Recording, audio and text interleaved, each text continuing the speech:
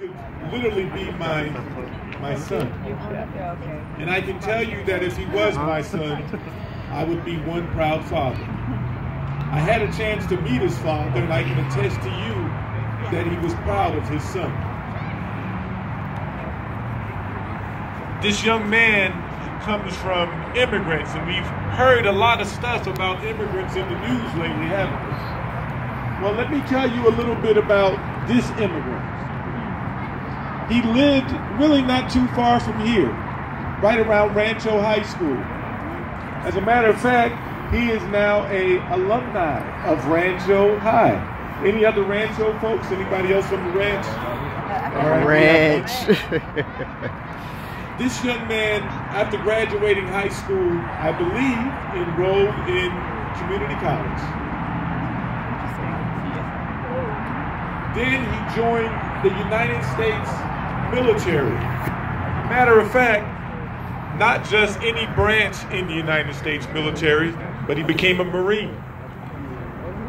And while serving his country, this child of immigrants, an immigrant himself, serving our country in United States Marine Corps.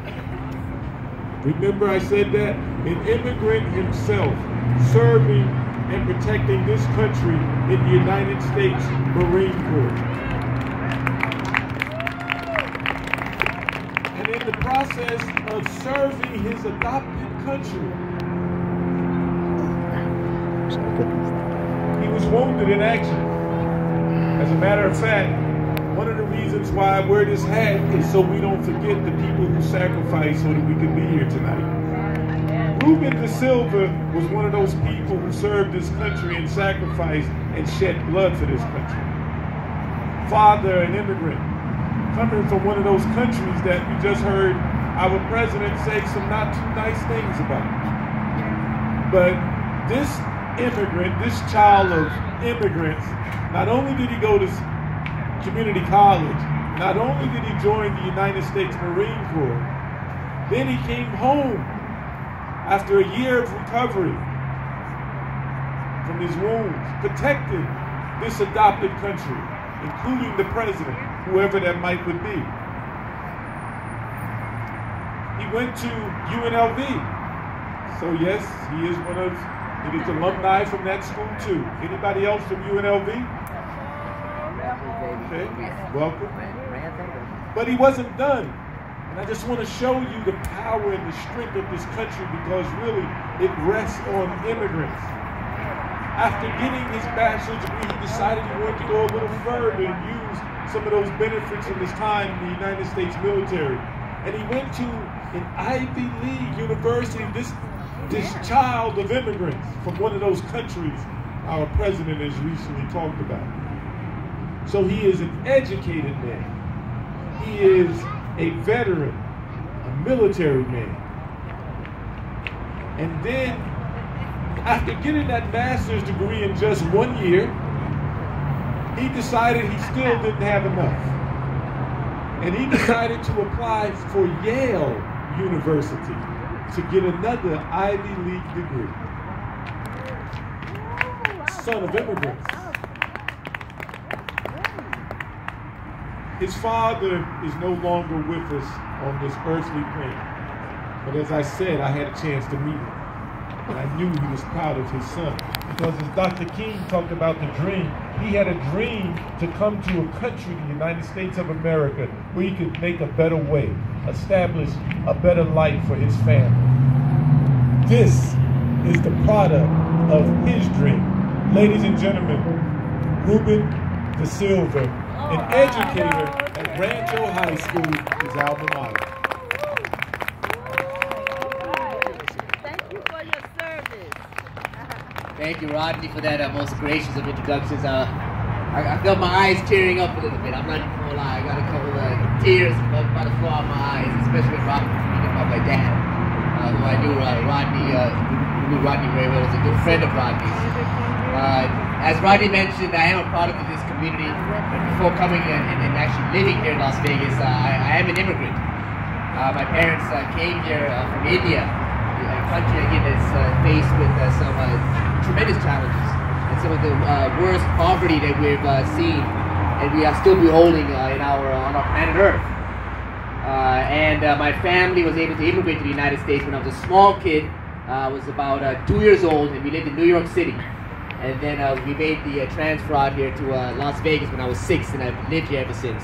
And one thing I'll tell you, as an immigrant, in connection really to this, the concept, that great concept that Dr. King espoused, the concept of a beloved community, the very foundation of this country, the idea that every single person, no matter where you're from, no matter who you are, no matter who your parents are, no matter how much money you make, you all have a basic sense of equality and a concept called dignity, human dignity.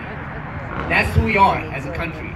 And that's what attracted my dad here. In India, we have all kinds of problems with caste systems and this idea that you belong in a certain place in society, and you have people in high caste and low caste, and based upon that you're treated a certain way and given certain opportunities. And we also have certain issues, class systems and racial systems, so on and so forth. But the one great thing about this country, and I'll say this as an immigrant, is the fact that from the beginning, when this country was founded, when we had those structural things like slavery, it's a country now where everybody espoused equality, but women couldn't vote, or you had to own property in order to participate in government. We've systematically been able to take those things down one by one, and there's no longer any sort of legal barriers in front of us. Women can participate in government. Women can vote. Slavery is eradicated. Everybody here is considered to be an equal citizen. And that is a great promise of America. That is what to this day attracts people like my family, like myself, like my father, like other people who I've been speaking to in this audience who are also immigrants. That's the greatness of this land, the greatness of America. When my dad grew up, he said that there were two people who he admired greatly when he was a small kid, and he was trying to make that journey to America someday. He said it was John Kennedy, and he said it was this man here, Dr. Martin Luther King Jr., because he said that they really inspired hope in him. John Kennedy was actually the president who allowed my dad's part of India to become liberated. He said that this idea called colonialism should no longer exist. My dad was born a colonial subject of the Portuguese in a mud hut. He had no future being a subject of white colonials. And in 1962, the Indian government said, we're going to go in there, we're going to take that part of India and make it part of our own land again. The Portuguese went to the United Nations and said, hey, look, you can't allow this to happen. This is our land. We control this. This is our legal territory. All right? So John Kennedy, the president, said, you know what? The United States, being a member of the General Security Council, we're not going to step in. Let those people go back. Colonialism has no place on this planet. And America is not going to support imperialists. The entire, part of India where my family comes from immediately became huge fans of this man who brought us freedom, literally brought us freedom, John Kennedy. And then we look to another person here who is doing the same thing in America, fighting for freedom within his own country to espouse freedom. Dr. King. It is because of these two individuals that my dad was so inspired and really wanted to come here and made that trek. And yes, I'll be honest with you, when we first came to this country, we didn't have any papers.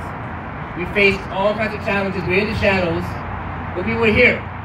And over the course of many years, we were able to later on get our status, get my legalization, and in 2007, get my citizenship. And I'll tell you one more thing, and I'm going to close on this. Rodney did mention the fact that I served in the military. When I joined the Marines in 2003, there was a lot of crazy things happening out there. We were getting ready to escalate this war. The war in Iraq, was seeing no end. But my pops told me, hey, look, I'll tell you one thing. All these other kids in your neighborhood, which is a very immigrant part of Las Vegas, Civic Center Lake Mead, they were all signing up. Because we all felt that this country gave so much to us, so much to our parents, that it was important for us to give back. And it's no, I don't think it's no surprise when you look at our military today, how much of it is actually made by people of color. All right? In Vietnam, almost 40% of the military was either black or brown. In a country now that didn't give them equal rights when they came back and voted. They couldn't even vote in certain parts of this country. And it's the same thing today. The reason is we're willing to sacrifice even our lives because we care about this country. We love this country. Immigrants love this country in a way that's difficult to express. We'll go to leaps and bounds, even risk limbs and life to come here. It's because of the promise that this country affords us. So as we move on into this 2018 election cycle, as we move on and look at 2020, it's important to understand the role that immigrants have always played in making this country strong and making this country great. And again, this is one of the reasons why I'm running for office, running for Congress. It's because we need to have a voice there. So we can finally pass the DREAM Act. So we can bring 800,000 of those young people out from the shadows and make them again part and parcel of the fabric of this very country. We need to pass comprehensive immigration reform so we can get their parents and we can get these 12 million or so people out there who are living in the shadows, who are contributing to our economy, who are making this country great on a daily basis, even greater by allowing them to legally be recognized and then incorporate themselves in the very fabrics of this nation. That's what has made this country great.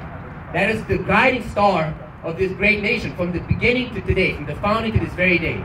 It is that all of us can participate, and we can all bring down those barriers that stop us from equal participation in this government and in this society.